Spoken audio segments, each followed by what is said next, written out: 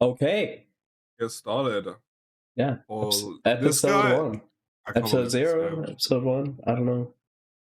I'm sitting here ready to record the podcast, and this guy's watching YouTube instead of. Hey, you said you will be exercise right back. record. I put on the shady money. I don't see what I've done I wrong. did not say I'll be right back. You I said I was did. You closing my did. door. I was closing my door. I was back in 1 second, bro. You didn't say anything while I was watching the shady money. I don't know, man. I did. I said, hey, you know what? Doesn't matter. Yeah. All right. Doesn't matter now. All right.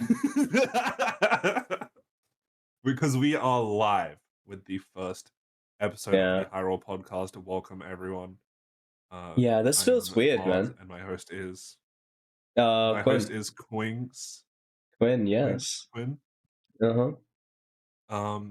But yeah, this is our first episode, our first attempt at recording a podcast. So we hope you enjoy.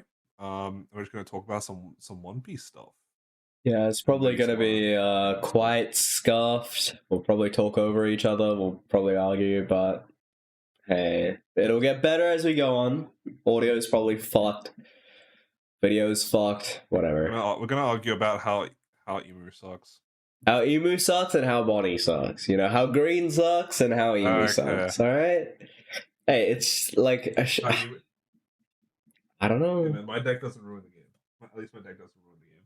Yeah, but your color fundamentally just ruins parts of the game. So like, I don't know, man. We can get into that. We can get into that later. But hey, how about we talk about how we got into One Piece? Card game and the show, I guess. Do you want to start us off? I mean, maybe you should start off because you kind of got me into it at the start. You kind of got me into it at the start. Like what? One Piece card game or One Piece? One Piece card game. I mean, I was watching One Piece in like 20. Oh yeah, you were like at NES lobby, right? And you just like stayed there for I got to NES lobby forever. and I was just like, man, I can't watch any more of this shit. Crazy just stopped at peak. So much filler. Crazy stopped at peak. It's because there was so much. I stopped because there was so much like a recap and per episode. It was like 10. It was like I was actually getting 10 minutes of real content per episode. It was like 20-minute episode. Yeah, to be fair, just like, I read all of One Piece pretty much. So I only watched like after Whole Cake. Once I discovered One Piece, I watched Whole Cake, and then I went back to reading when I got to Wano because Wano is just fucked up. But hey, so basically how I got into One Piece is in 2023, me and the homies, not Mars, but the other homies, the old homies, we all went on a Japan trip, and we're all fucking nerds. There was like 5 of us in a Japanese class, and we just used to talk about One Piece and shit because our teacher was the GOAT, and he collects all the manga. So we were like, dude, One Piece is awesome, right? And we stumble into Tokyo. We're just walking around. Our homies want to see some Magic cards and some Pokemon cards. So we're like, all right. But me and my closest friend, we weren't really into card games at that time. And then we see One Piece card game. I think it was like OP05 or OP06, whatever set Perona, Gecko Moria, all those came out. And we were like, what the hell? That's OP6.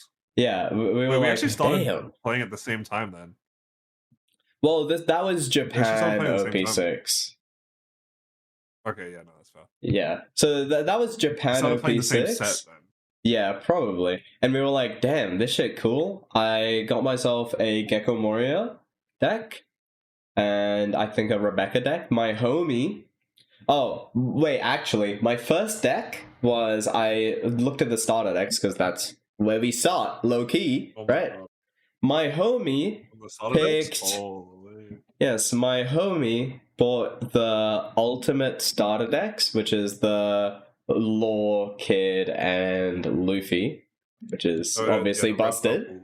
Yeah, the red purples. Yeah. And he played red purple Law against me. And it was miserable, right? And that's diabolical. Exactly. And I was like, this shit is broken, brother. And he's like, no, I have to go Don -4 for it, or whatever. And I was like, okay. Skill issue. Okay, buddy. Yeah, and guess what deck I was playing? I've probably told you, but... Red Purple Kid, right? No, I was playing Yellow Yamato. Red Purple... I was playing Yellow Yamato. Like, brother, what am I supposed to do? How can I compete? I was playing Yellow Yamato. That was also my first starter deck. Holy shit. When I was getting into One Piece, my first 2 star decks were ST-01. Yeah. Which is the red Luffy. Yes, sir. Yes, sir. And the Yellow Yamato. So I just love the art on the Yellow Yamato. It just looks fucking nice. I was like, damn. Bro, I was actually looking at it. I found it while I was digging through my bulk the other day, and it looks so nice. Yeah, it's like such a nice leader. I think all the cards are also aesthetic as well. 6K leader, I think it's BIF next format. low key. But like, yeah, so that's how I started One Piece card game. How did you start? If this video gets 1,000 likes somehow, I'll play Yellow Yamato at Nationals. Ironically. Yeah. My God. Hey, I mean, if it gets 1,000 likes, like, you know what? It's pretty worth it. It's pretty worth it. No, okay. I want to play Yellow Yamato. I'll play the top commented deck. I'll play top commented deck. Commented leader. That's what I'll play if this video gets 1,000 likes. Look at this guy, content creator, professional. At Nationals. Yeah, what an engagement baiter. Holy shit.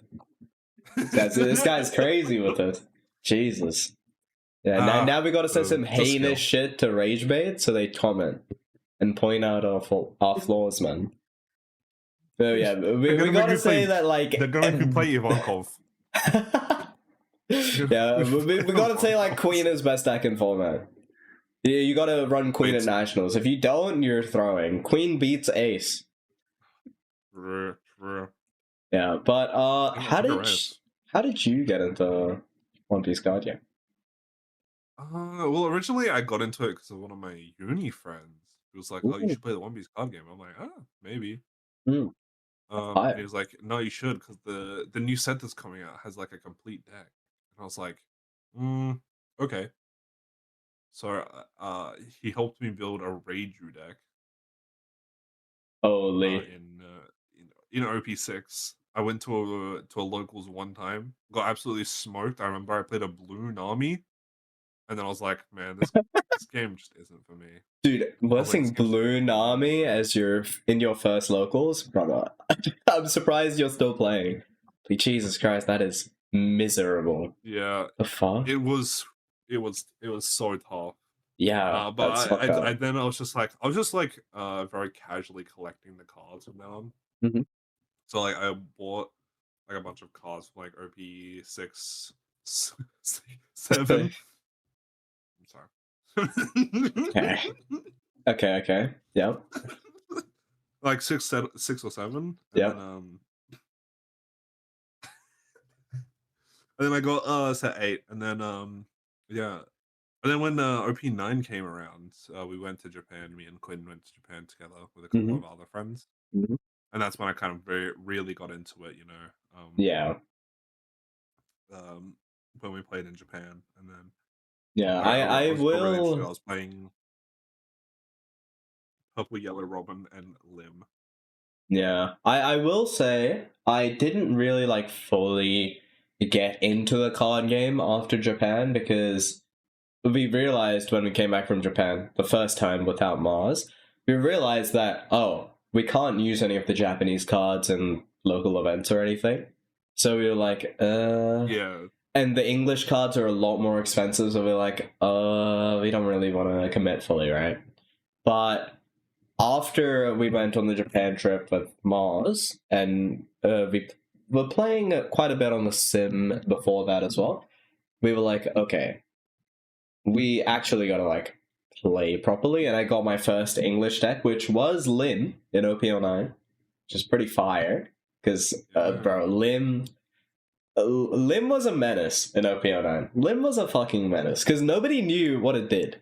And the Mihawk Restand, volume 1212, disgusting. It was just disgusting. But yeah. Dude, it was disgusting. I remember my first deck was like a control red purple Luffy deck. Oh yes. I play like 9 cost Newgate and 7 cost Kid to make my leader a 9k leader. I remember this. And I'd like down ramp 1, and then I'd play out 10 cost Shankses and stuff. Holy, that deck was actually so fun.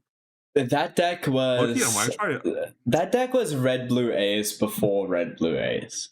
Because you were also playing out a bunch of small blockers, and you were becoming an 8k leader. Yeah, I was playing. And I was like, oh, this shit. Hachi. Yeah. And we were like, brother. You're just dropping out 10 shanks, and I was like, bro, how can I compete? I was low-key getting some wins. I was low-key getting some wins as well, which is crazy. Yeah, that deck low-key cooked.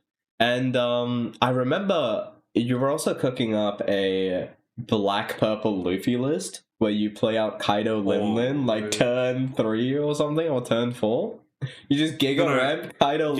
Yeah, I played out yeah, so I'd ramp, play out Kaido Lin like turn 3 or 4, and then the next turn I'd play Black Maria into Sabo, protecting all my characters, swing with Kaido Lin, Dol -10, get 2 back, because of leader effect, then get 5 back next turn because of Black Maria. I keep 5 because of Black Maria, right? Oh. And then it'd be at 7, and then next turn I would Black Maria again to get up to 10, and then swing Kaido Lin again. I was low-key cooking with that build. If Kaido Lin was if One Piece KO protection wasn't worded so weirdly, I would have been cooking there. Yeah, like that deck is sick until you realize everything that KO protects and has the word instead protects all characters and only trashes itself. Like Tashigi, if you do that against Tashigi can just rest and then everything gets saved and then Tashigi dies.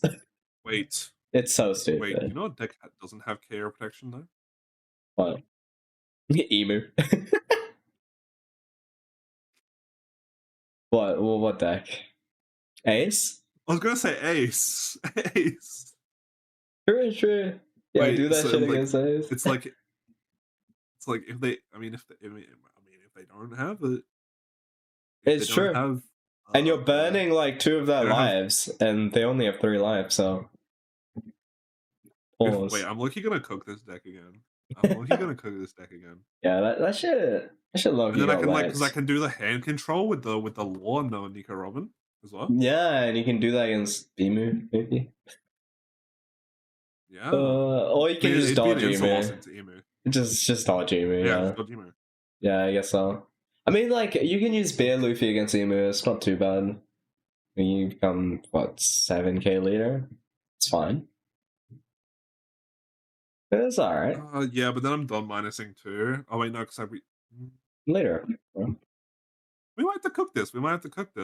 Hold on. Yeah, but hey, let's what are our thoughts on OP14 EBO4? Because we are going to nationals in January in Melbourne. It's it's my first like big event. True. Mars has gone to some regionals before, but it's my first big event. I've gone to a regional. And dude, yeah, regionals are like so fire, Loki. Yeah, big events are like so fire. I actually love. Like, yeah, I'm excited. The atmosphere is so fun. You know, you're just like sitting around a lot of people who like have the same interests as you. It's really fun. Yeah, I fuck with that. I hope I'll make some friends. It's kind of weird as well because in Australia, we don't really get that many big events. Like each state gets one regional, but it's like I feel like we get a lot less than like Japan or. Yeah, for sure. Yeah. But one thing I wish we had were like 3v3 tournaments. Like we just don't have those. 3v3s seem so much fun. Like they seem so cool, but we just don't have the people for it. I know that like sometimes they get run. I know that sometimes they get run, but like we don't have big 3v3 tournaments. Yeah, because in Japan, the 3v3 tournaments are pretty much like huge events where like they also get streamed as well. So it's like, and card reveals and all that. But like, nothing like that here. So nothing like that. But we get nothing. We get nothing, man. I don't think we were gonna get a net. But yeah, the person, you have to come first to get your Worlds invite. Yeah, well, no, you get Worlds invite for second and third. You just don't get the hotel and flight for free. I'm low-key, okay, actually, this is like something I want to talk about. Yeah. Why is Worlds invite only? What do you mean? Like, that doesn't make sense to me.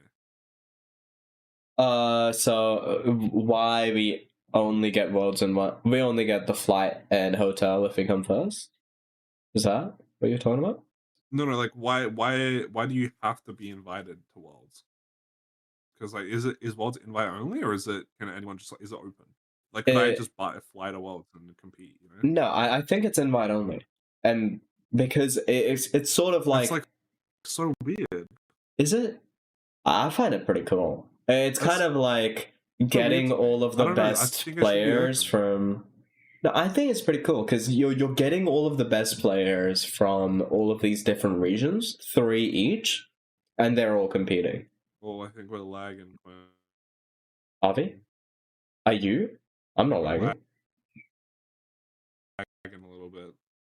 Oh god. Are you lagging? Go on. Oh, I don't know. I think it's fine now. Okay. But I think it's pretty cool. Okay, I think we're good. I think it's pretty cool. It's kind of like Worlds for like League of Legends, you know, where you have these different regions that compete, and then for these international tournaments, you get the best teams from each region, and then they go. It's kind of like the best players from each region, and then they go. I think it's pretty cool. I fuck with it. I mean, I fuck with it, but also I think it should be like, there should be a last chance qualifier on like the first day of Worlds, you know what I mean? So all the people who like win their nationals should get instant qualification to Top Cut. Mm-hmm. And then they should be like, I don't know, so let's say that's like 32 people, right? Yeah. There should be like a top, I don't know, there should be like top 48 or whatever, and then there should be 12 slots that you can go to Worlds and like compete and try to get like a last chance qualifier, or like even like 2 slots. Yeah, I mean, something. I don't know. It's like, anyways, to compete for that last chance qualifier, you're gonna have to go all the way to Japan. I think it's always held in Japan, but you're gonna have to go all the way to the World Tournament. And then you're gonna have to compete for the last chance qualifier. I don't know. It feels a bit. I'm fine with it just being the. I mean, yeah, I'm top 3 for each, but invitational. Yeah, I think it's pretty cool. And also, like, even though only North America and Europe get the flight and hotel for free, it's like, if we qualify and we go there, the participation prizes they already sell for however much it's gonna cost. Yeah. So it feels a weird. I saw today that the first place Luffy, the English version of it, sold for 350k today. Yeah, it's like literally last night. It's crazy. Like, just the participation Don card is like $3K, which is flight accommodation for like a month. Like, it's crazy. Yeah, that's insane. That's why I find it a bit weird that they don't just give flight and hotel for free for all the regions. Because I don't know why. That's like, that is very weird. Because, like, you're already giving it to the first place of every region. Might as well give it to the second and third when the participation prize already makes up for it. Just let them keep that participation prize of having to sell it. You know? Yeah, exactly. It's so, like, weird. Like, what the hell? Because like, now, if we come second or third, we go there, we participate, and then we have to find a way to sell the participation prize to make up for the flight. it's like I would want to keep that because it's Exactly. like, what if I don't get anything else? Yeah. And it's like, okay, But I guess I competed and I guess I got there, but like, come on, it's just weird. It's just weird that they don't just make it free when the participation price is the flight and hotel cost. So, but hey, it is what it is. Not much we can do. what are you gonna do about it? What are you gonna do about Hopefully they change it in the future, but hey. But what I gotta know. Yeah. We were gonna talk about OP14 meta, but I think before we do that, we gotta talk about OP13. Mm-hmm. We're gonna talk about the OP13 meta, and I want your opinion on it. Okay. I want your opinion on as a meta deck player who enjoys his emu. I want to know how you feel about the triangle meta and all this, and how like dice rolling emu can be. Got a little bit of technical difficulties there, but we are back now.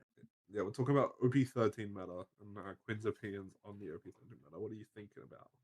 Yeah, so for some context, I play Emu, and Mars here plays green decks. He used to play Green Zoro in OP13. He's thinking of playing Smoker, or Bonnie, or Mihawk, or, green, right?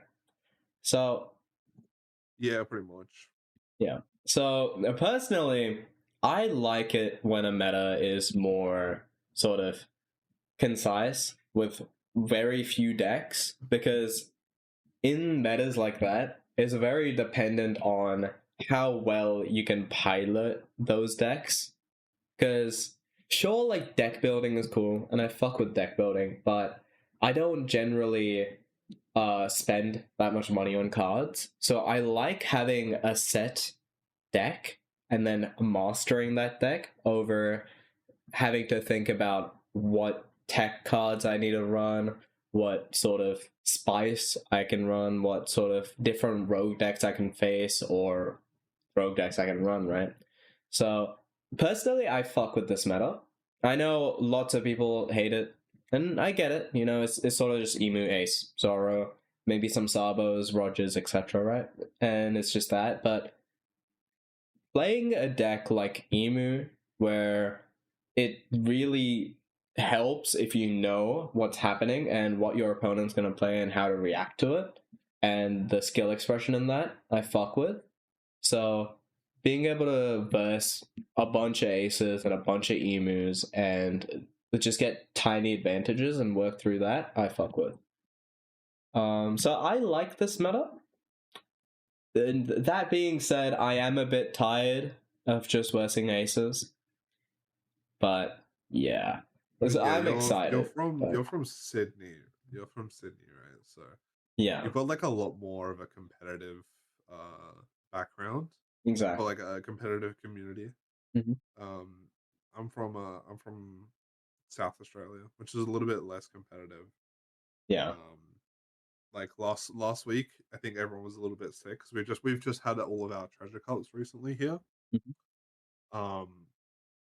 So it was like a week, like almost 2 weeks of just like straight meta, and everyone was like sick of it. Yeah. So my matchups at locals last week were Yellow Kid and a Foxy. Which is actually pretty fun. I enjoyed just playing, non-meta stuff. You know what I'm saying? Yeah, I fuck with it.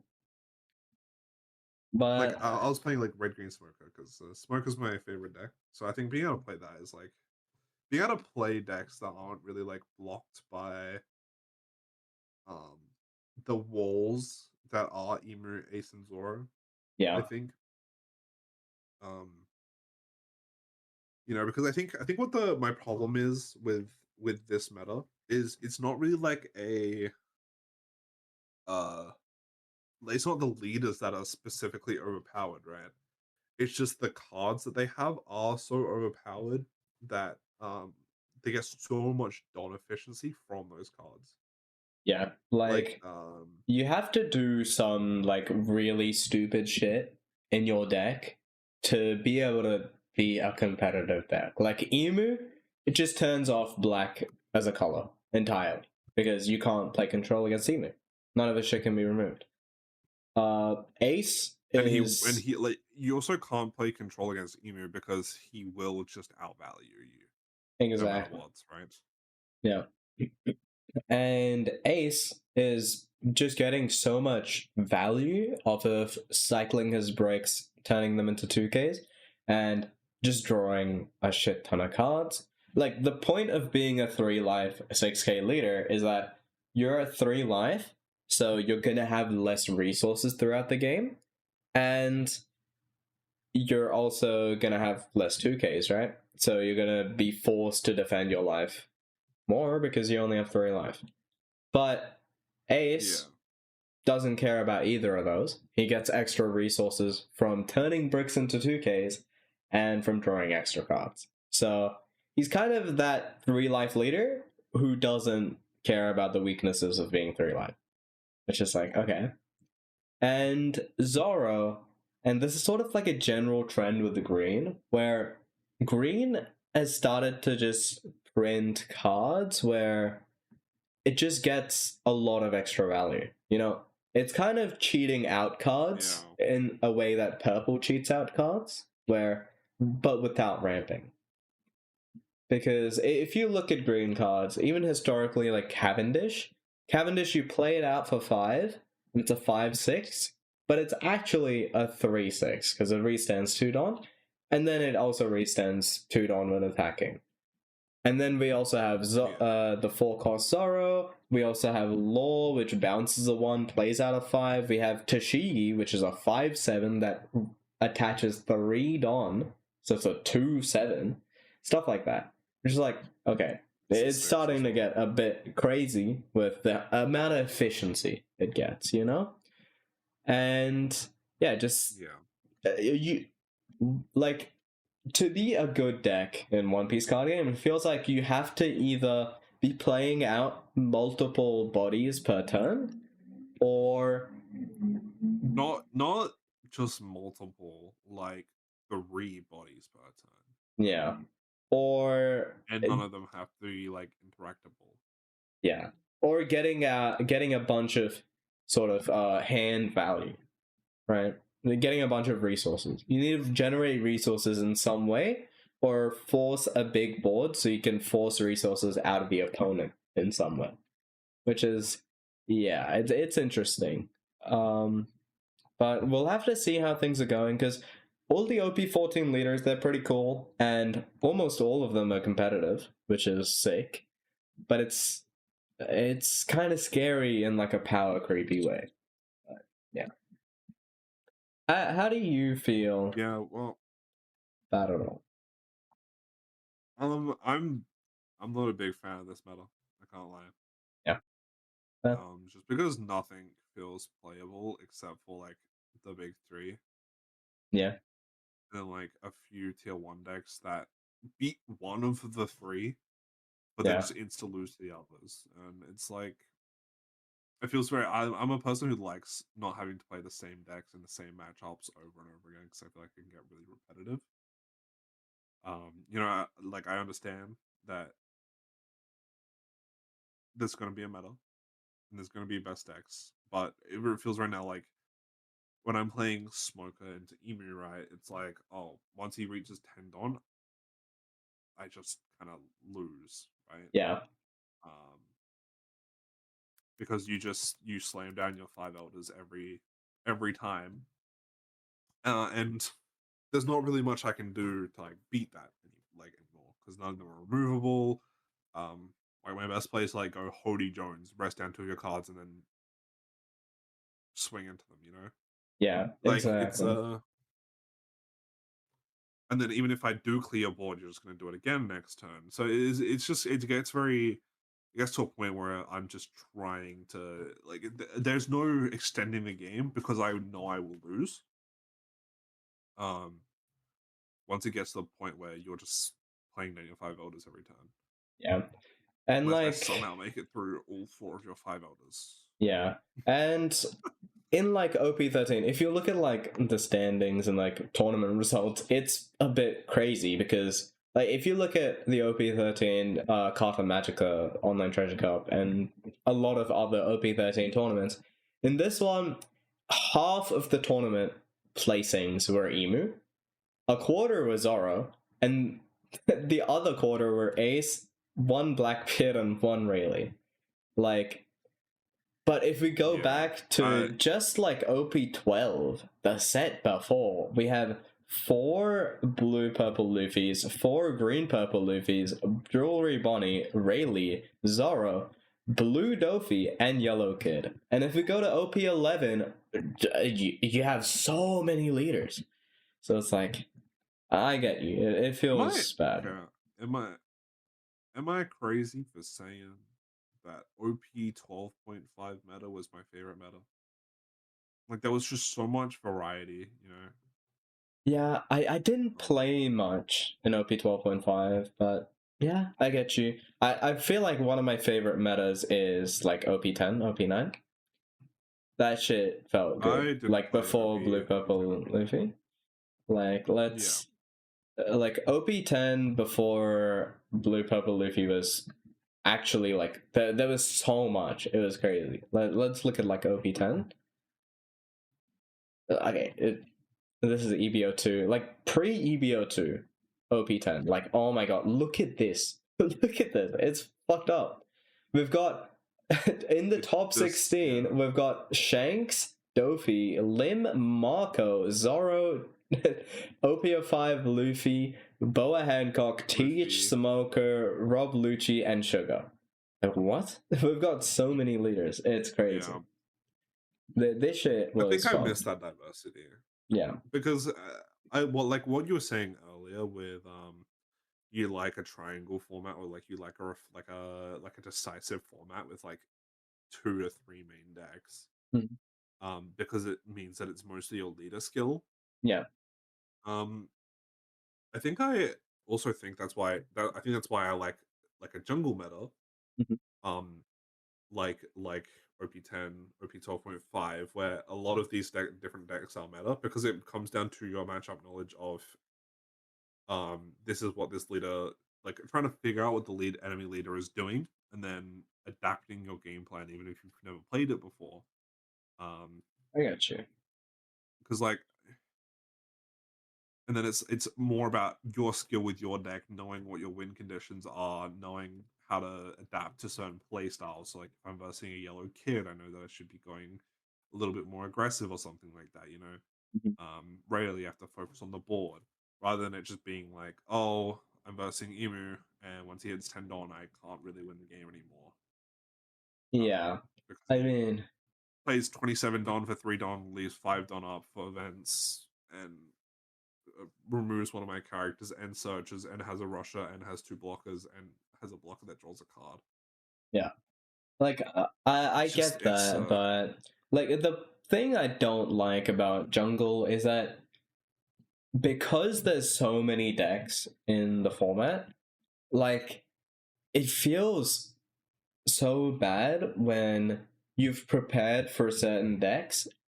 Like, it feels like you kind of have to gamble that you don't hit a lot of decks, you know? Because you can't really tailor your deck into playing against everything. And sometimes, like, it just feels like that's why Lim was good, because Lim was quite bad into Shanks, right? Lim lost pretty heavily into Shanks. But the thing was, Lim sort of beat everything except for Shanks, which was really nice. But yeah.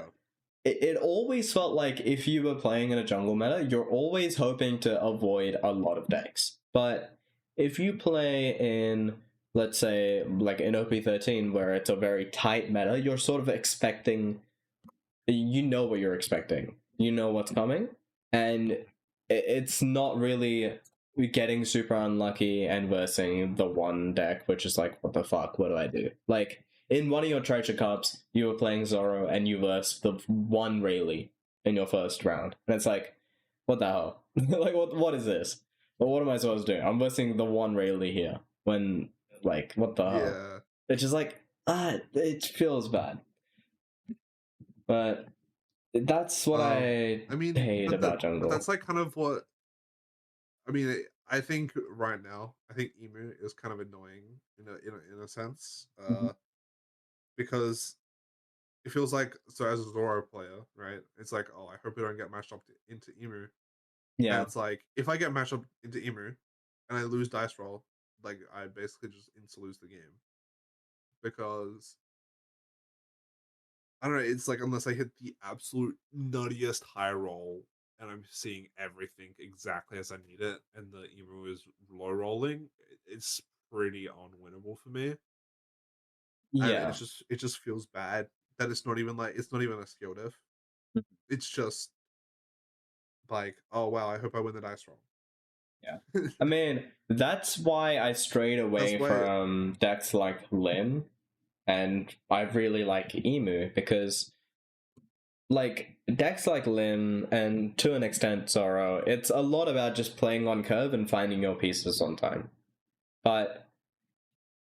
And like stuff like that, like Zoro versus Emu, if you go second as Emu and like Zoro goes first, Zoro feels like he's having a terrible time, because if you just don't hit your pieces, like what the hell am I supposed to do, right?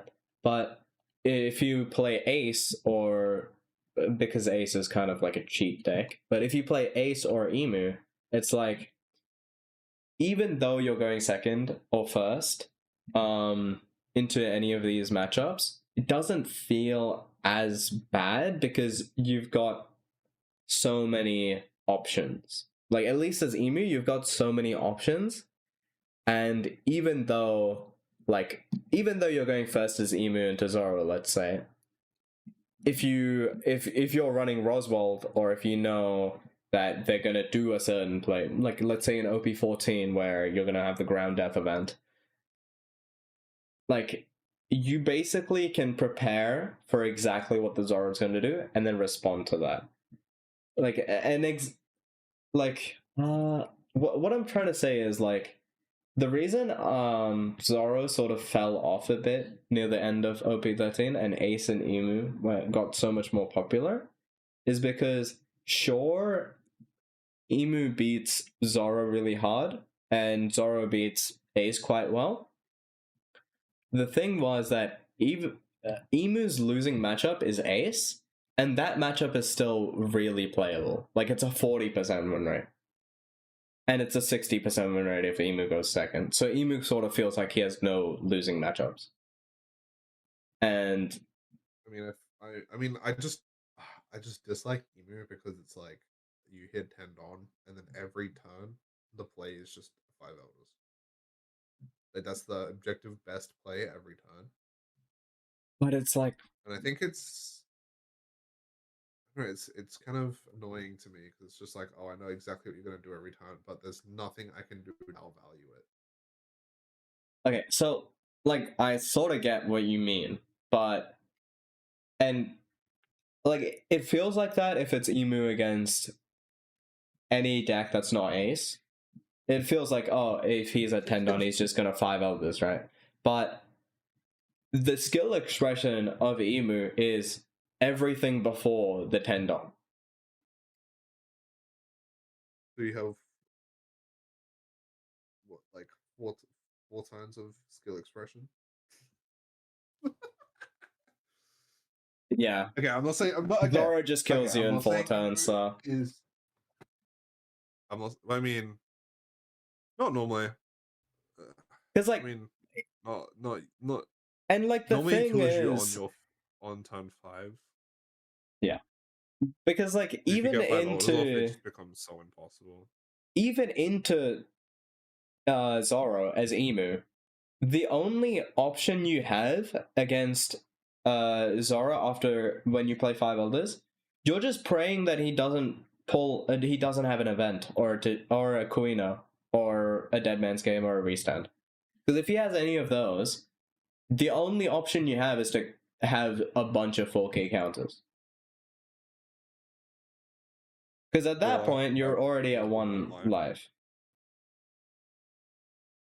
Yeah, if you're at 1 life and you pop 5 Elders, like, I'm just praying you don't draw an event or like, Kuino. if you just play out another blocker, it's it's impossible. Well, yeah, but that's a lot of if ifs. You play out 3 blockers, if you just, I mean, you have Talos, you have Walker, you have Mars, right? Yeah, the but okay, but if I have 5 elders, so Mars is sort of out of the equation because if I have 5 elders, Mars is going to be the rest of my Dawn. I'll have 0 Dawn active. If I mean, play, that's not necessarily a bad thing. Well, so if you dead mans, I'll die. Board, right? If you dead mans, I'm just so you dead. Have 1 life. I mean, yeah. Like the thing is, like I can't fully tap out. Oh, it's really bad. I will die really quickly. I mean, it really depends on your hand and stuff, I think. Yeah, but like the thing is, it's not really just like brain dead. I 5 elders and then I swing and then I pass. It's not really like that. And because like the thing is, sure, I have to use because it's hard to explain, but I have to find the 5 elders, their bricks in my hand, and I have to prepare them. Because if I'm going into my 10 Dawn with 2 5 elders in hand, I'm always having a brick in my hand. And it's not like I go up in hand size a lot. 5 elders goes neutral in hand size. I mean, it goes for plus 5 bodies on board, which is pretty good for 4 Dawn. Yeah, whatever, man. Just it's not like my blockers matter. I mean,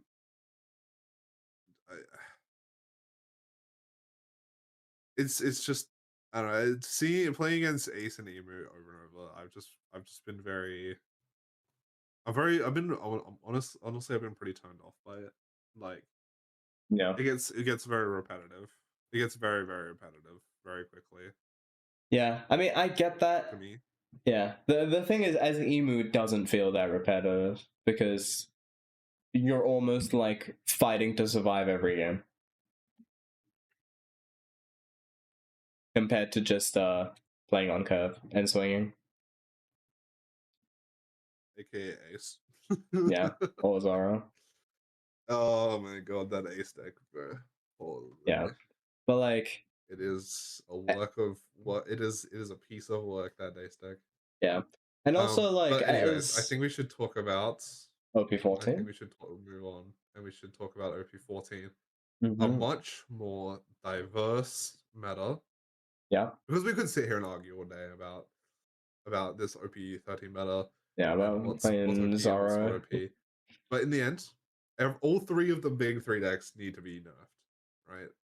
I mean, Zara no longer because Mihawk lol. Yeah, but I think the other. I mean, did Zora ever really place well? Yeah. During OP12. During OP12. Yeah. Yeah, he was placing great in OP12. Let me pull up Gundam G2. But like, yeah, I know he made top cut a few times, but he was consistently at the top. I think Emu and Ace both need nerfs. I think Zara needs a little adjustment, maybe. I think Zara is fine now that Mihawk's a thing. Yeah. Now they've got Mihawk, and I think Yellow is also going to come back into the meta a little bit with Boa and Gecko. Yeah, Boa, Gecko. In EBO 3, Blue Yellow Nami's really cracked as well. Which is going to make it hard for Zoro to exist, because just by default, he loses pretty hard to yellow decks, because they can just go so wide on board, right? Like all the triggers and stuff that they can use can be I don't know much pretty about abrasive for him. Yeah. I versed a Gecko as Zoro, and it was like I couldn't do anything. Yeah, I mean, I'm not a fan of yellow decks in general, but the triggers are just feel so casino. So mean, that's why it's the most popular color in Australia, right? Yeah, literally.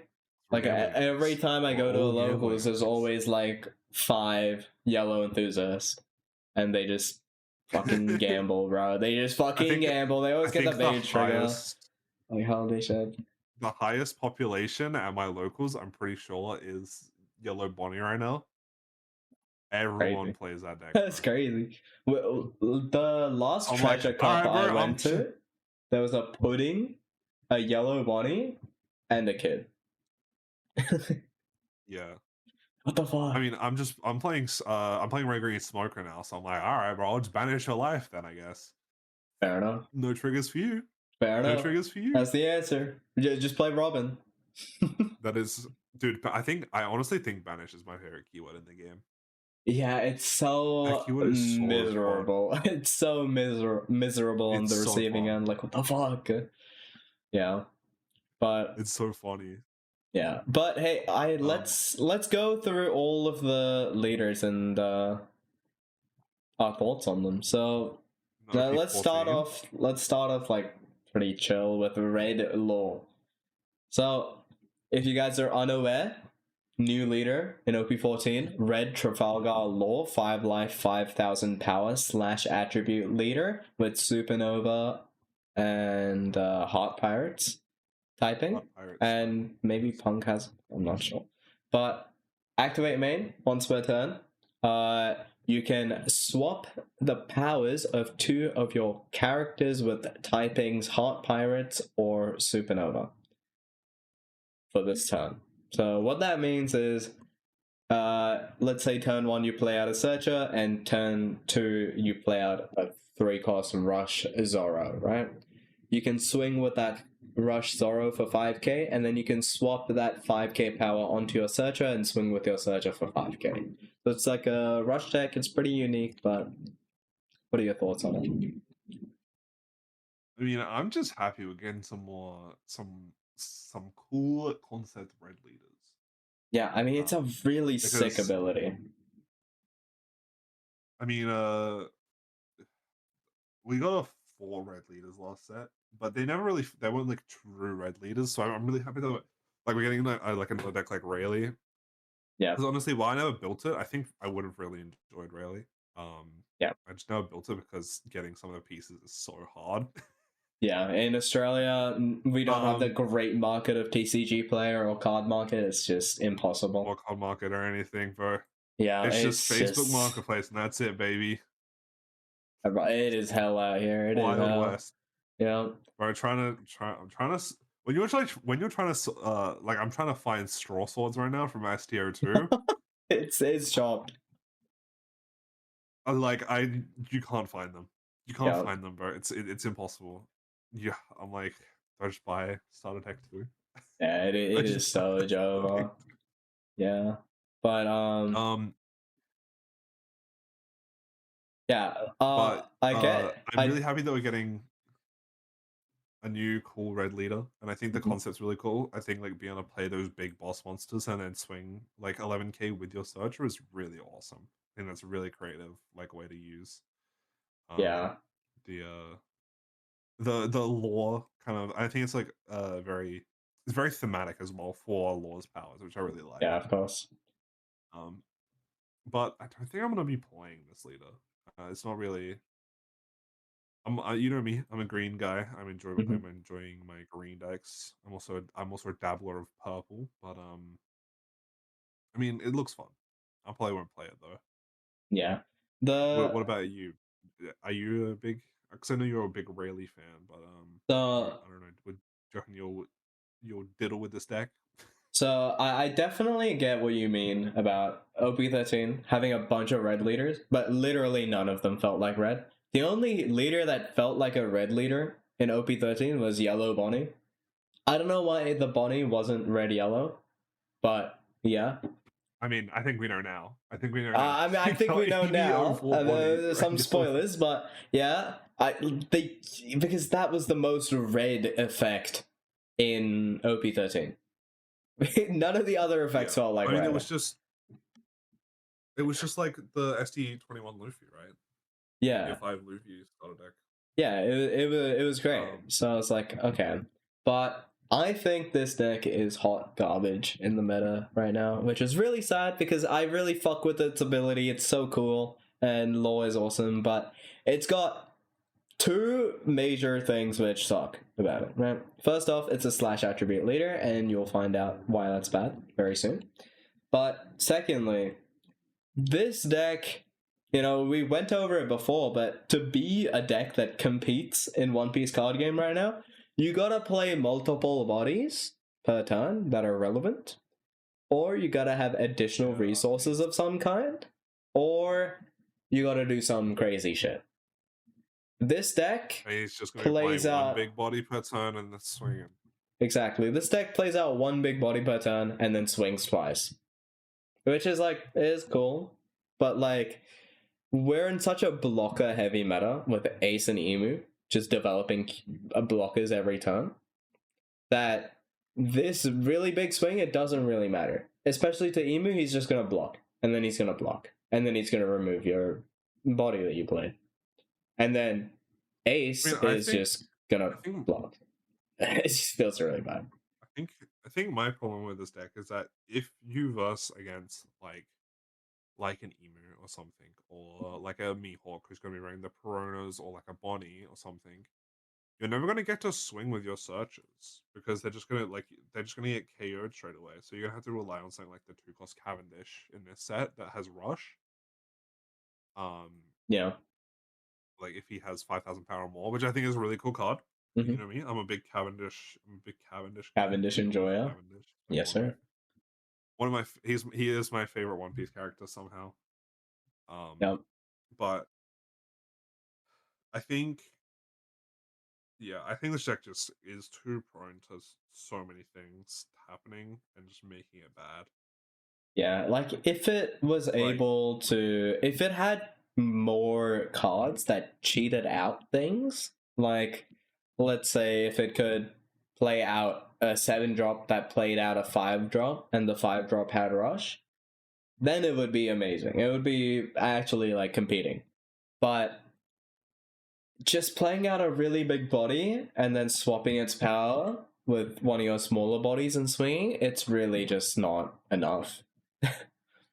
But hey, unfortunately, that's just a no. wait, wrong channel. All right, next leader. But moving on to Green Mihawk, one of my obviously prospected leader from this set. Mm-hmm. I'm a green player. I'm a green guy. They call me the Grinch at my local game store. They don't. They don't. But hey, Christmas is around the corner. It's kind of fire though. Yep. Yeah, the Grinch that stole nationals. All I like the guy, the Grinch that stole all the regional prizing. Oh hell no! You know about this. You know about this story, right? Yeah. That's crazy. Guy just walked up and stole it. Yeah, so at one of the first regionals here in Australia, some guy just walked up and he took the tray with all of the prizing on it. Yeah. And just walked away, and that prizing was just never seen again. So it was at Good Games as well, right? That's why there's no regionals at Good Games. Yeah. No, it was Good Games was running it. Was organizing the regional, so that's why. Yeah. So they don't all of the organize regionals are any anymore. Games instead. Yep. That's crazy. That's crazy. They just walked up and stole everything. But hey, do you want to read out this leader's effect? Oh yeah, sure. So Mihawk says is a 5 life, 5,000 power mono green leader. 7 Wards of the C type. If your opponent's leader has a slash attribute, this leader gains plus 1,000 power. So if you're versing a Zora or you're versing a Trafalgar lore leader, you'll be at plus 1,000 power. Then he has activate main. Once per turn, you may rest one of your cards. If there's a character with a cost of 5 or more, set up to 3 of your Don cards as active. Then you cannot play character cards during this turn. Yeah. So I think this deck, Loki, has potential. Mm-hmm. I think I've been thinking about it. At first, I did think that this deck was going to be low-key fraud. Low-key fraud. Yep. All the Mihawk agendas.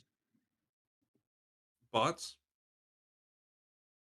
I have done some further consideration, and I think this deck will be decent because of a particular tech card called 5-cost Smoker. I think 5-cost Smoker in this deck goes insanely hard. Okay. From OP10. Hey, being out of Banish is going to be extremely useful. It's going to be extremely useful. So. You know? Into Boa and such, it's pretty cool. Nami, yeah, all of these, you know. Started so I've been Luki cooking with that. Yeah. Yeah, for sure. So because I think Yellow's definitely going to get really strong now with all of these buffs that it's getting, and I think it's going to be very relevant. But what about you? What are your thoughts on this later? What are your thoughts on this? I think this leader's a fraud, man. Like it's pretty cool. Why do you believe in him, man? It's pretty cool, but it feels like if it didn't have the first text, where it becomes a 6k leader against Slash, Zoro would just be played more than this leader. Because this leader sort of just feels like Zoro, except he doesn't have restand event. Like I disagree. This leader does not feel like Zoro. Well, I feel like if like you go. Like he feels like Shanks, Red Shanks, where you just play on curve and you use your big boys at the end to freeze stuff and then kill things, right? But I feel like something just feels off about this leader. Something just feels off. I don't know. I think it's a fraud leader. I think it's the having a 5-cost on your board. That's getting you caught up. Or maybe you can't play character. But I don't know. I think this leader is going to be like tier 1.5, you know? I definitely don't think it's like it. I think the play rate is very misrepresentative of its power, for sure. I don't think it's that great to be the most played leader in this set so far. Like I agree. I don't think it's going to be the most played leader in this set. I think Bonnie is the superior green deck. Yeah. This format. Yeah, for sure. But I mean, I think it's still decent. I think it's a decent deck. Yeah. I think the list might need to be cooked out a little bit more. We do have a lot of options with the Slash package and stuff, and there's definitely going to be some tech option that gets figured out that will save this deck, please. And like, please, bro, please. I need a good green deck to play a Nationals, bro. Yeah, like the good thing about this leader is that so far through the results, we can see that it's winning into Ace and it's slightly winning into Emu. But I think it's winning into Emu because Emu players haven't figured out how to play against it yet. And dude, Emu players are like Maharaga, bro. Yeah, I mean, they're gonna be the new Bonnie players, bro. They're just gonna adapt every meta. Pretty much, but it's just gonna adapt every meta.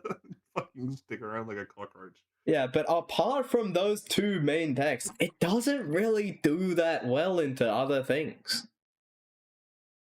Which is like, I don't know. I'll have to see it actually do well. How does it go into Dofi? Yeah, it just loses to Dofi.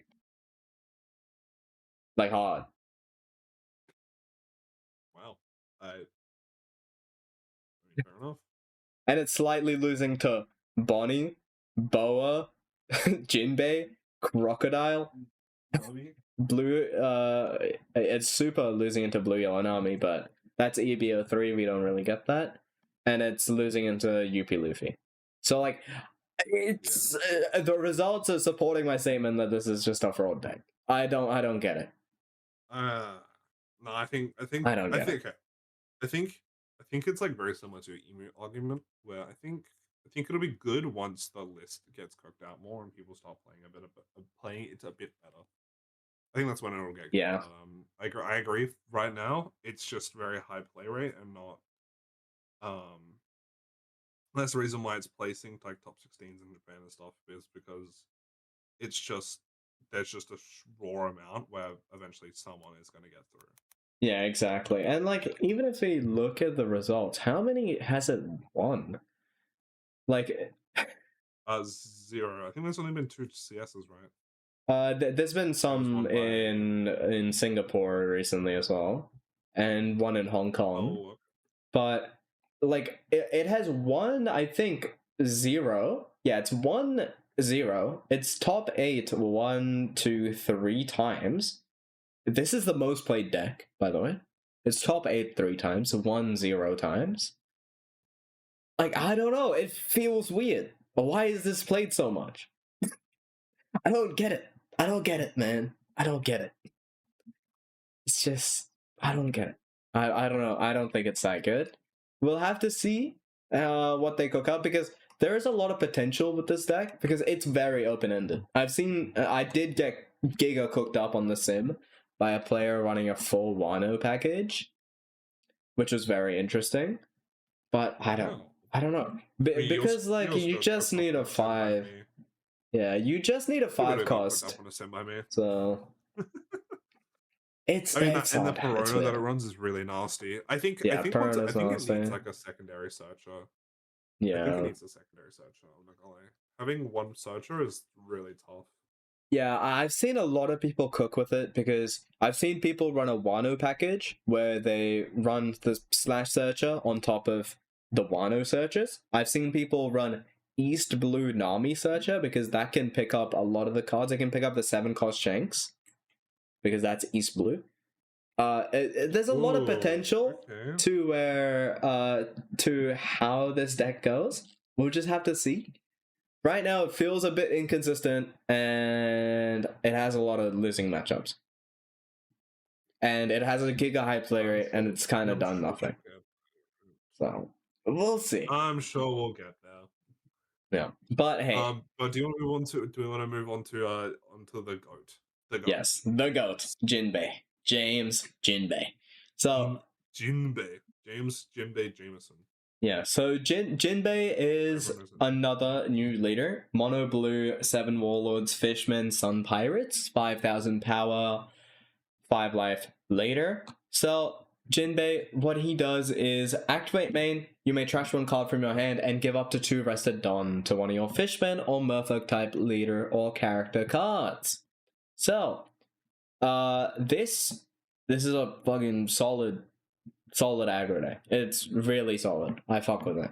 But I probably won't play it, because I don't know.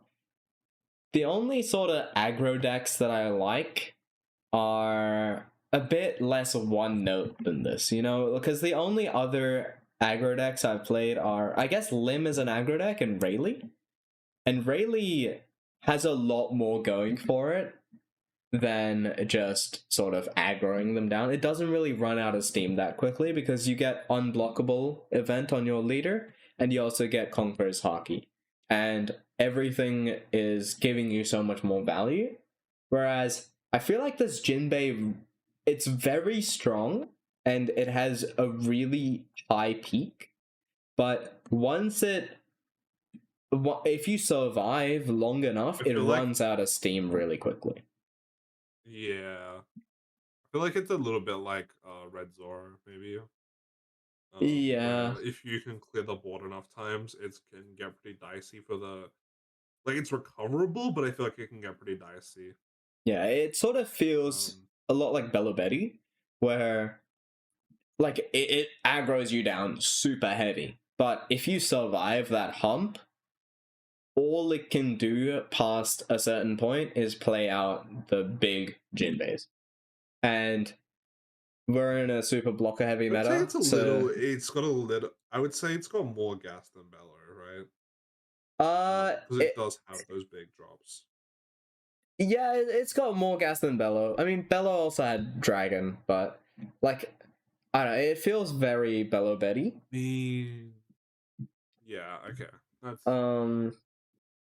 at least it's Emu. If you survive to the point where he only has the big Jinbeis on the board, you're Giga Chili and you just kill him in like the next turn. So it feels completely fine. And like his mid game pressure is insane. It's so scary because he's playing every turn. He's playing out 1 to 2 characters, and then the next turn he's swinging 5-5 or 5-7-7, and he's very very pressuring for your hand and your life in the mid game. What if he swings 6 then 7? And then he plays out the yeah, he plays out the 6 cost 7k power Fisher Tiger, which is insane mid game aggression as well. Holy mind control. Man, it's mind controlled. It's scary, but I don't know. It feels very one note, which is why I'm not gonna play it. Yeah, I mean, I'm just not a big blue person. I hate blue decks, honestly. I don't think the only blue deck I've ever played was Razor, and I did not enjoy that. And I've dabbled in other ones, but I've just never been a big fan. I really fuck with blue Dofi. If they unban 4-cost Jinbei, I think Dofi is still playable, which if they do unban it in the ban list, I might give Dofi a go. I might test Dofi and play Dofi at nights, but we'll see. Guys, if it's not banned, he's gonna streak at Nats. He's gonna run around naked at nationals. Free Jinbei, free Jinbei. Please free Jinbei. But I don't think this blue Jinbei leader is it. It's very strong. It's very strong. Not for me. And like aggro decks always also just do really good at the start of sets. I think people will figure out how to play against Jinbei, and then it'll sort of settle down, Because Jinbei is not great into Ace either, so... Because on top of trashing and then attaching to Don, he's usually has to attach an additional Don, which feels pretty bad.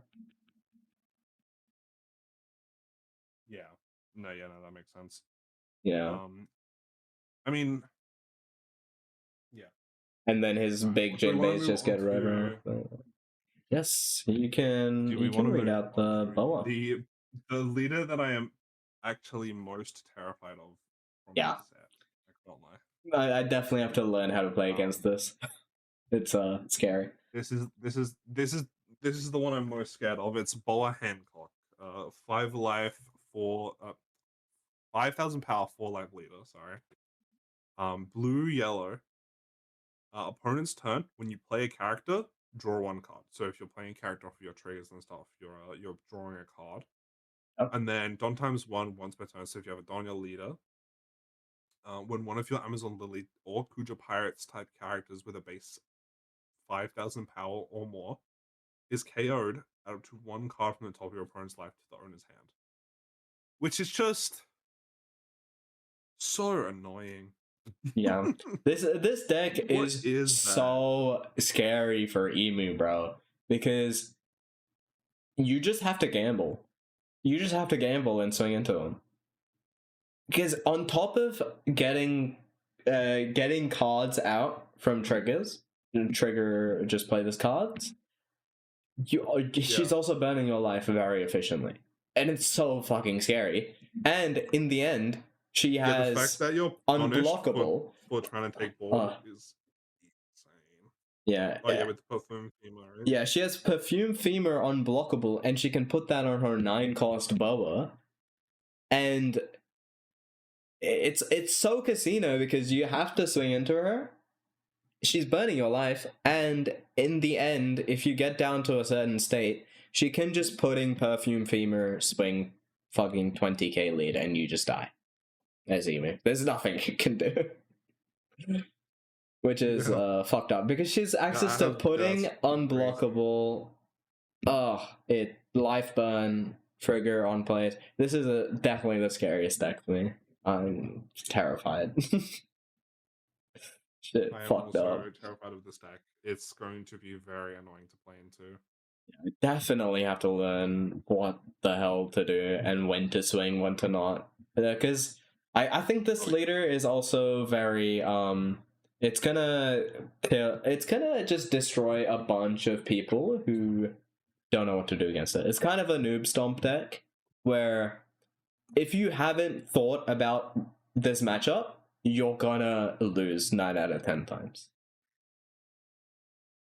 Because it's like you make 1 or 2 mistakes, you're almost dead.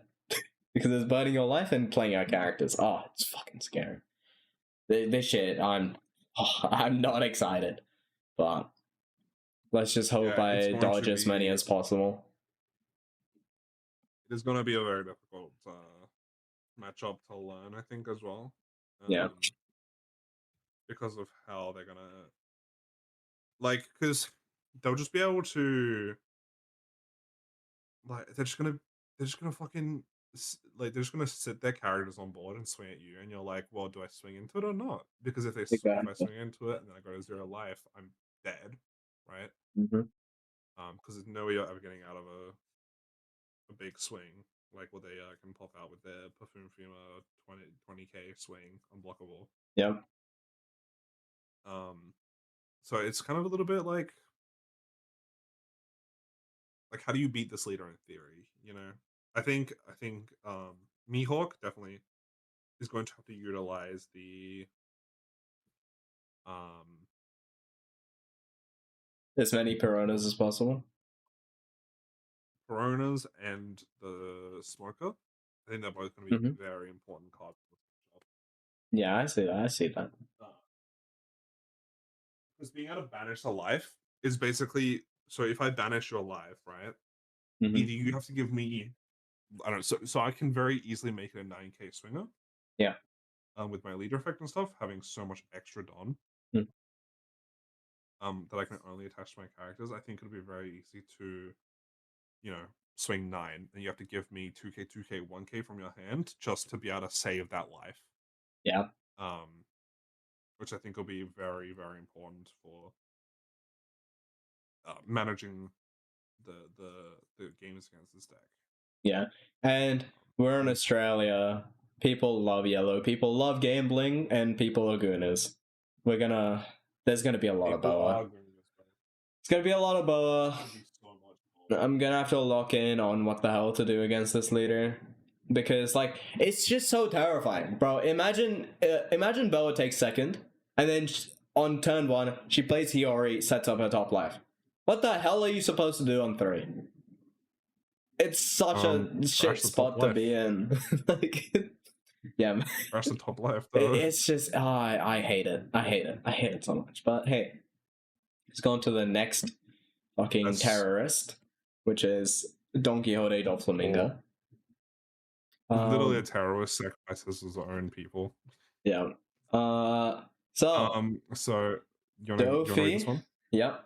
Dofi is a mono purple 5 life 5k power leader with types Don Quixote Pirates and the 7 Warlords of the Sea, and he is the coolest leader of this set, in my opinion. He is so sick.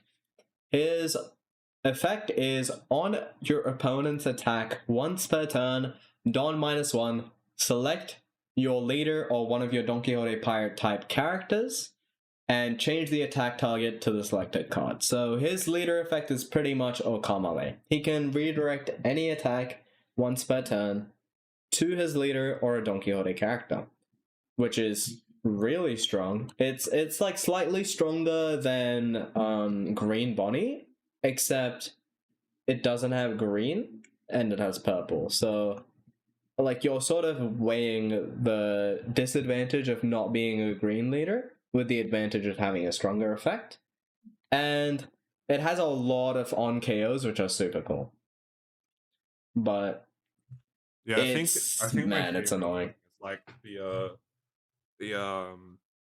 what's the name of it? The searcher that is on, it's an on KO searcher. Yeah, that's so cool. Yeah, Dellinger. The Dellinger searcher is so cool to me. Yeah, because it's getting out of an attack and searching. Oh, it's cool. It's really cool. And like God, why did they make the Virgo? That Virgo is so annoying. You gotta protect your entire board and himself. I mean, hey. From removal once per turn, only one on. We got ground death. We just negate it and then KO it. Which I fuck with. Yeah, but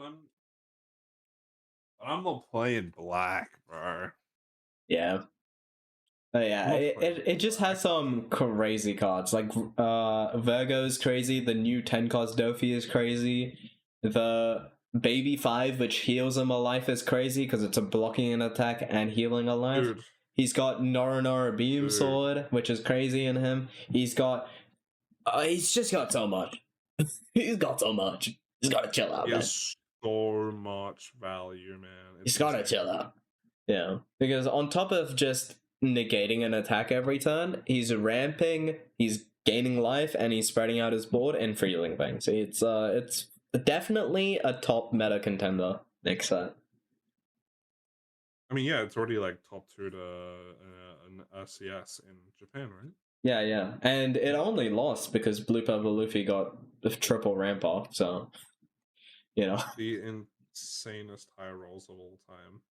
Yeah, but I think it's gonna be a very, very cool deck. Very, very cool deck. I don't know. I would play it, but it's just not my style. It feels very campy, and it almost feels a bit high. It's very. I thought it would be more consistent than it is, because I don't know. It feels weird. It just feels weird. I don't fuck with it. But yeah, for me, I'm interested in this leader, but I think my problem with this leader is I'm not a big fan of the boss monster. Yeah. The 10 cost Dofi feels a bit weird to me. Don -3 for the effect of like freezing 3/7s or popping one. Is it popping 1 8-drop? It's popping an 8-drop or freezing 3. Yeah. That feels so. It feels very weird to me for 10 cost and Don minus. It feels a bit weird. Like, yeah. When we already have green 10 cost Doflamingo, which freezes any 3 cost, like any cost, and can hit leader as well. Which feels a bit weak, honestly. Yeah, I mean, the thing is, the 3 cards don't have to be rested for this one, which is strong. Oh. You know? Yeah. They don't have to be rested, and it makes it so that it's not just can't attack, it's can't rest. So it turns off blockers as well. Oh, so it means they can't block as well. Yeah. Okay. I mean, yeah, that's pretty. Never mind, that's decent, yeah. Yeah, and I wouldn't say it's like. I find it cool that it's down -3 because it's very strategic in how you loop these 10 cost Dofis, because there is a way that you can chain them. You just have to play out 8 cost Dofi into Rosinante and then have that up for your 10 Don turn, because once you Don -3, you can restand 2 Don and then ramp it Don with the 8 cost Dofi effect, and then get back to 10. So I think it's very cool, but it just felt inconsistent when I played it. I'm sure I made a lot of mistakes, but it's probably just not my type of deck. And everything feels inconsistent compared to Emu, so... So hey, it is what it is. True that, my friend, true that. Yeah, it's cool. It's cool. It's cool. I agree. But let's move on to the fun leaders now. I think these two are very cool. So first up we got Black Crocodile, Mono Black Crocodile, 5 life, 5,000 power leader, Mono Black, 7 Wards of the Sea Baroque works. Types, and with the effect, all of your opponent's characters cannot be removed from the field by your effects. Which is when that came out, I was like, surely this is a mistranslation, right? Yeah, it's like, what does this leader do, man? Can't remove. Yeah. And then we just didn't see like any good for support for it. Yeah, it was like, oh, if there's a 0 cost on the board, you draw a card. Yippee. It was like, what the hell is this leader supposed to do? It's so stupid, but yeah. And the activate main is you may KO one of your own characters, including a Baroque Works type, give up to one of your opponent's characters -10 cost during this turn, then you may trash 2 cards from the top of your deck. So when this came out, me and Quinn were both very puzzled at the start. Yeah. But now with the support that's come out, we can see now that it's a pretty decent deck, I'd say. Yeah. I don't think it's like super OP. I don't think it's like super strong. But I think it's pretty solid. I think it's just pretty solid. I think it's like 1.5. Yeah. So I honestly think it's a 1.5 deck. I love this deck. I wish it was better. But it's sort of suffering from the same thing as Red Law. It's playing one big thing every turn. Sure, it has the Gecko Moria in Missile Sunday, but it's nowhere near as strong as Gecko Moria. And like, this leader feels like it has so much potential, but its kryptonite is blockers. It sucks so bad against blockers because the main gimmick of this deck is your 8-cost Crocodile, which can freeze 2 things the turn you play it, because you get the on-play, and then you can KO it to get the on-play again. And every turn it's going to freeze 1 thing at least, right? But the problem with it is that what it does is it stops an enemy character from attacking. It doesn't make it so it can't rest. It stops it from attacking. So yeah, if it's a blocker, they can still just block, and they get full value almost, right? And on top of not playing out multiple bodies per turn, usually, it just struggles so hard into Ace and Emu, because Emu just clears all of his stuff and then just blocks his crocodiles every time. And it's completely happy. And Ace, he doesn't really care if you're freezing, if you're stopping a 10-cost blocker beard from attacking, because whatever, he's just gonna block. Like, it's really sad. It's such a cool leader, but it feels like it's come at the wrong time. It's just unfortunate. But those are my fault. Yeah, I feel like we're just in a very strong meta at the moment, where it's going to be hard for this to do much, because I think it can go wide, but I just don't think it has the facilities to quite get through some of the big walls that can get put up, like by Mihawk. Because Mihawk can just freeze its 8 drops, and then they can't swing anymore. Yeah. Because like even Mihawk can just like rest his own characters, or like his own 9-drop using the leader effect. So like still be able to go 1-for-1 and stop yours from swinging.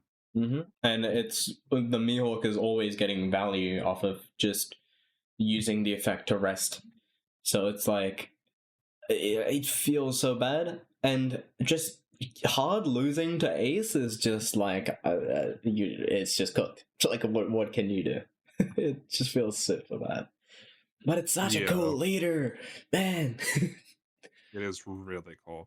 I just wish really cool. It had like a little bit more support. Since it's like the mono black and most of the support is from this set, I'm probably gonna build it just as like a fun deck to have, Yeah. But I don't think it'll go much further than that, really. Yeah, I think it super struggles from being a leader in this set, because this is the first set with 7 leaders, so they couldn't really pack all the support they wanted for all the leaders, and it feels like this leader plays with 2 cards. It plays with the Crocodile and the Missile Sunday, so it's super one note. And if you can answer those 2 things, which the best decks in the meta can, it's like, what can you do? You have nothing else. It's super predictable, super one note. Yeah. And out of those main things, you've got nothing. So it's like, it's so cool, but it needs a bit more spice. But hey, I'm glad it's in here because me as an emu player, I get 4 more 4K events and a negate. So hey, dude, emu heist of the century with Grand Death, bro. Yeah, sir. My goodness gracious. Ground Death is so good. So disgusting. It's so good. Me just so negating Virgos, me negating Marcos, and me negating just like your Tashigis, which can't be removed, and just removing. Yeah. It's like it's just Roswald, but it's a 4K counter. It's just everything I could ask for. It's so good. Okay, bro, if you like the plot so much, why don't you marry it? Yeah, alright, buddy. Lastly, we got Gecko Moria. So, Gecko Moria is a dual color leader. It's black and yellow, and it's got the typing 7 Warlords of the Sea and Thriller Bark Pirates, 4 life, 5000 power leader, and activate main. Once per turn, you may KO one of your Thriller Bark type characters, your leader, and all of your characters gain plus 1k power during this turn. And when attacking, you may trash 3 cards from your hand, add up to 1 card from the top of your deck to the top of your life card. So that second effect is kind of fake. It's sort of just a last ditch effort to survive. Like, let's say you're versing a deck which has no rush. Yeah. When I versed it, it was very like the guy was versing used it to get himself out of lethal range. Yeah, exactly. It was very. It's pretty decent. It's like not used a whole bunch, but I'd say it's pretty good like thing to have tacked onto your leader, just be able to gain a life in a desperate situation. You know? Yeah, like it's really good for like 1 turn to survive lethal, because let's say you're versing a deck that doesn't have very many rush things, or like you know exactly how many swings the opponent has. Just gaining that 1 life to get out of lethal range it's pretty good. But that first effect is sort of the main spice, right? Because the cards in this deck are so annoying.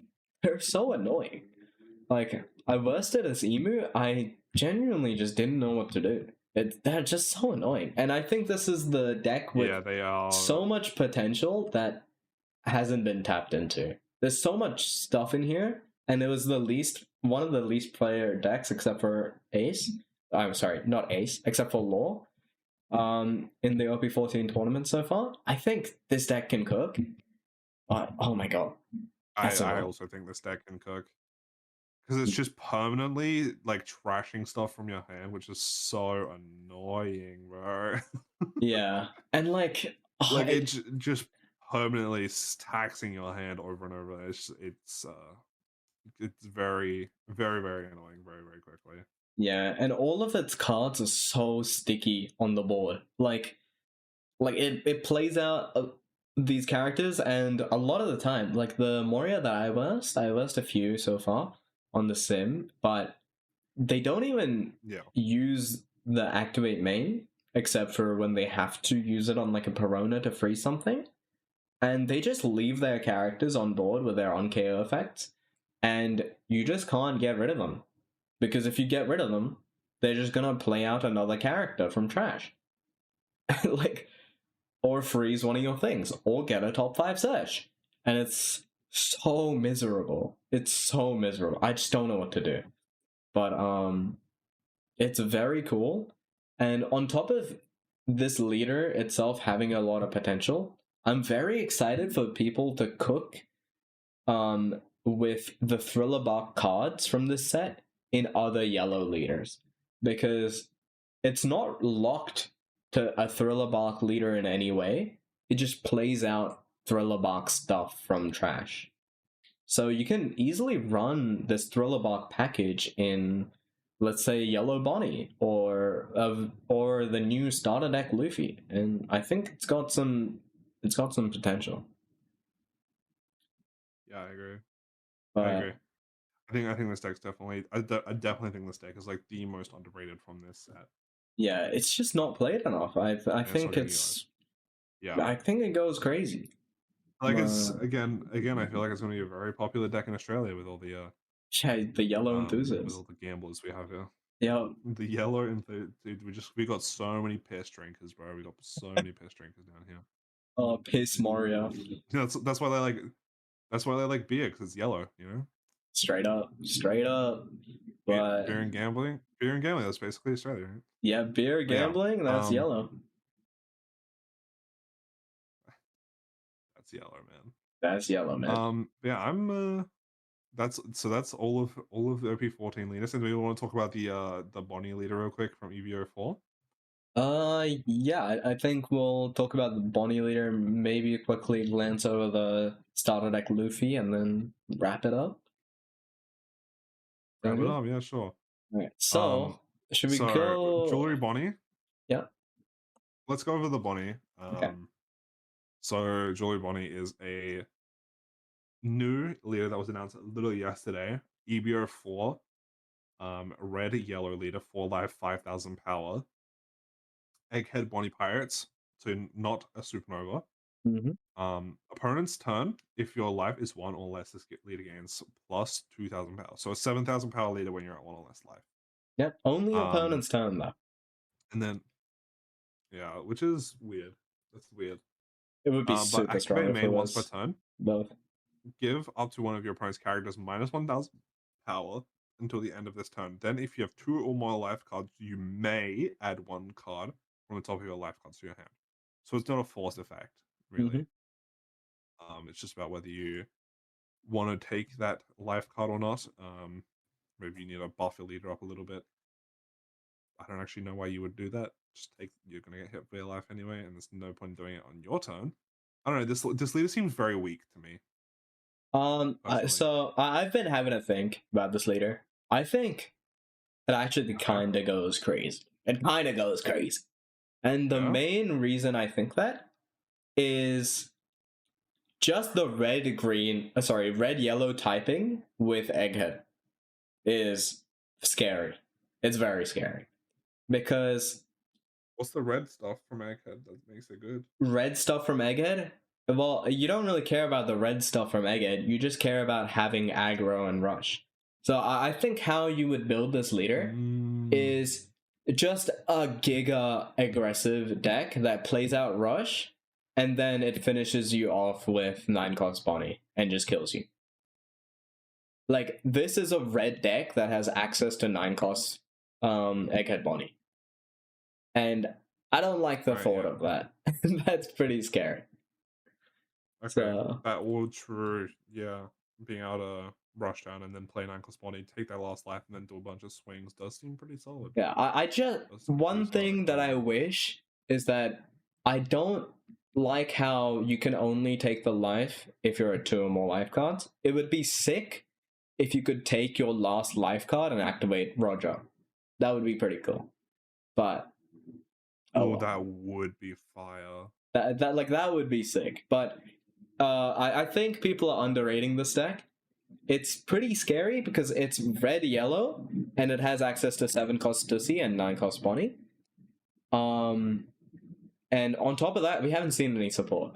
So I think it's gonna be strong. And it's You've convinced me. And it's Joy Boy Bonnie, so they gotta make it decent, right? So we'll have to see. But I think it's strong. But let's move on to the next one. Our last released leader, our second ever 6 life leader. Yes. With yellow Monkey D. Luffy, which completes our rainbow of Luffys. We now have a mono red. We have a green, not mono green, but we have a green Luffy. Yep. We don't have a mono green Luffy, right? No. We have mono blue. We have mono blue, black, mono red, mono black, mono purple. No mono green. Mono yellow. So just mono green's next. Mono green Luffy. Yeah. Yeah, that's OP15. Release it now, Bandai. Release it now, Bandai. Yeah. OP15 mono green Luffy. Yeah, I mean, we need more Luffy leaders. I'll be 17 honest. isn't enough. red green Luffy sort of just feels like a mono green Luffy, but it does a little bit. Yeah. But this one is a 6 life, 5,000 power Egghead 4 Emperor Straw Hat Crew leader. When attacking, if you have 2 or less life cards, draw 1, trash 1 from your hand. And I mean, I think this is just pretty okay. 6 life is insane, but the effect isn't super good or anything. I think it's just the 6 life that's mainly a big thing for here. Yeah. So I think this leader is gonna be pretty strong, and I think it might even place.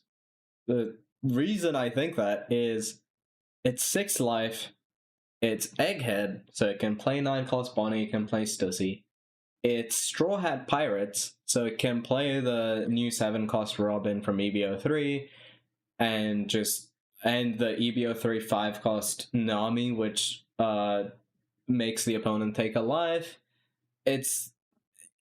So how I think this leader is going to be played is either it's going to be filled with triggers or it's going to be a life burn aggro deck. And what I'm scared of is that this is a deck with 6 life, Egghead, and it has unblockable, which is like, what the hell? Because this deck, I feel like... How does it have unblockable? It has the unblockable event. What? Which unblock? I'll pull it up, but Oh, yes. No, I know what you mean. Yeah, I know what you mean now. Yeah, it has a... No, the 1-cost events. A 1-cost event, which for 1 Dawn gives your leader Monkey D. Luffy unblockable. And I think that's hella scary, because like in one universe, this deck is going to be 6 life, of course, so it's going to have a bunch of triggers as a yellow deck, and it can burn, get you to 0 life with burn, and then just unblockable kill you. Because yeah, and it's going to be able to go super wide with triggers, right? Yeah, super wide with triggers, super wide with Stussy, super wide with... I don't know. I'm scared. I'm scared for this. Just unblockable. Good, yeah. Oof. 6 life, burn, unblockable. It's gotta be decent at the very least. Yeah, I think the 6 life thing is gonna just make it really, really tough to kill. Yeah, because what I was saying. I think the leader effect is pretty. I think the leader effect is pretty bad. Yeah. But everything else about this deck is going to be pretty disgusting. Like, imagine you imagine trying to swing into 6 triggers, bro. It'd be miserable. Banished stocks is shooting up through the roof, bro. Yeah, and I think there's a lot of... invest in your banished stocks right now. There's a lot of potential with like a Thriller Bark package as well, which will just be miserable to worse. But yeah, it's scary because it feels almost like a better Yellow Bonnie, because it's got 6 life, and it's got unblockable. So, I'm gonna be interested in how they deal with this. I'm interested as well. I mean, I think it's gonna be good to finally see some yellow representation in the meta, because yellow's been a pretty quiet color, meta deck wise. It's always been like green or red. It's always been red, and then it's been black, and now we're finally getting to a yellow meta, I think. Yeah. With all of this Egghead support and stuff. So hopefully it'll actually pull through and start placing. I think it'll be pretty solid. Yeah, and another crazy advantage of this deck, it's so general. Like, it's such a generic effect. It's just a 6 life leader that can cycle. Yeah. So any yellow deck, like any yellow card, is going to be good in this if it's not leader locked. And it's already got the leader locking down pat with Straw Hat Crew Egghead. So it's like, oof, it's gonna be a menace. I think definitely invest in this starter deck, guys. This deck is gonna go through the roof. Yeah. I think so too. Alright, well, but I'm happy that ended there if you are, Quinn. If you have anything else to say, I think I'm happy with that as a first episode. I thought if you guys you guys have enjoyed our first episode of the Higher Roll Pod here. We've got a couple videos in the works right now. They're just taking a while to edit down and get edited up, since I am the one editing, and I am never really been a big video editor, but I'm learning and I'm getting there. So you should look out for that content coming soon. And make sure you hit the subscribe and like and everything, because it'll be a big help for us. And I hope you guys enjoyed. And yeah, so I look forward to seeing you guys the next time. Yeah. Sounds good. Anything you want to add, Quinn? Sounds good. All right. Just I don't know, get this to 67 likes. 67, and then I'll be happy. Okay, bro, end the pod there.